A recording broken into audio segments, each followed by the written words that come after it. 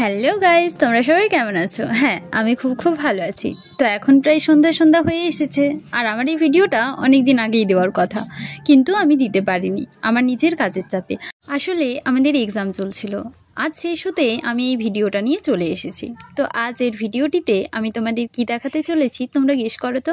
এটা আমার কাছে একটা আবেগ বলতে পারো। আচ্ছা চলো তোমাদের আমি আগে দেখিয়ে দিই। টানটানে এটা কি হতে পারে তোমরা ভাবছো তো? তোমরা আগের ভিডিওতে দেখেছো আমি একটা ডায়েরি বানাচ্ছিলাম। হ্যাঁ, এটা সেটাই। এই ডায়েরিটা সত্যিই আমার কাছে একটা মূল্যবান জিনিসের মতো। আমার এমন কিছু কথা এটাতে লিখে রেখেছি যেগুলি বারবার আমি মনে করতে চাই। চলো এবার ডায়েরিটা তোমাদেরকে দেখাই। এই যে এই দিকটা দেখতে পাচ্ছ, এটা হলো সামনের দিকটা, আর এটা হলো পিছনের দিকটা। চলো এবার ওপেন করা যাক। প্রথমেই আমি দিয়েছি আমার জন্ম মাসের একটা ছোট্ট ক্যালেন্ডার, তারপর এক এক করে সব মনের লেখা। জানো তো, আমার না সব পেজগুলো এখনও লেখা হয়নি। ওই যে বললাম পরীক্ষা ছিল।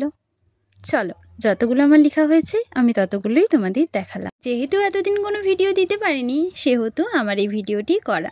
জানি ভিডিওটা ফালতু টাইপের, তাও যদি তোমাদের ভালো লেগে থাকে তাহলে একটা কমেন্ট করে যেও, আর হ্যাঁ, একটা লাইক দিয়ে সাবস্ক্রাইব করে পাশে থেকো। দেখা হচ্ছে নেক্সট ভিডিওতে। Bye bye.